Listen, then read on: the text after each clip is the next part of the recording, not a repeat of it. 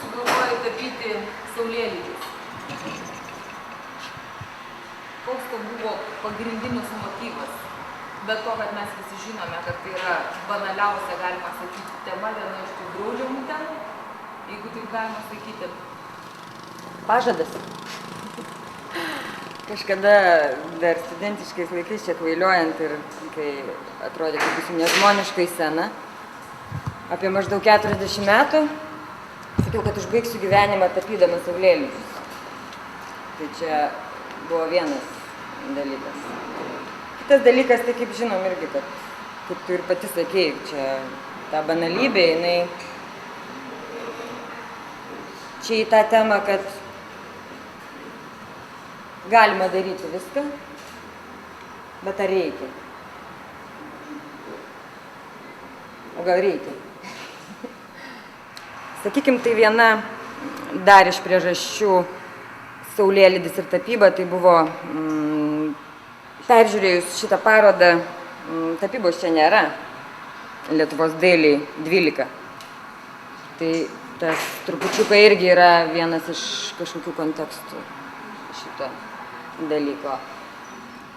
Įvairiausi vyksta dalykai ir, sakykim, pakankamai įtempta ir politinė situacija ir pakankamai, galbūt tai yra jau atsikartojimas, sakykim, kokių ten 917 arba 1968, bet čia Lietuvoje dabar ta įtampa auga ir, sakykime, menininko pozicija tam tikra, ar daryti kažką ir telkti kažką paskui save, ar tiesiog dirbti savo darbą. Vienas iš būdų yra tiesiog meditacija. Dabar norėčiau paklausti tavęs, Jurga, kiek žmonių užsiregistravo į karoliniškų plenerą? 2. 2. Ne, paprasčiausiai ne viskas buvo taip labai aktyviai šaukiama. Iš tikrųjų tiesiog tik tai toks skelbimas Vilniaus dienoj ir prie buvusio Saturno iki parduotuvės ir iš tikrųjų galbūt ne kiekvienas panoro, bet to tikrai ne kiekvieną vakarą buvo saulėlydis, kaip tyčia žiauriai lyja.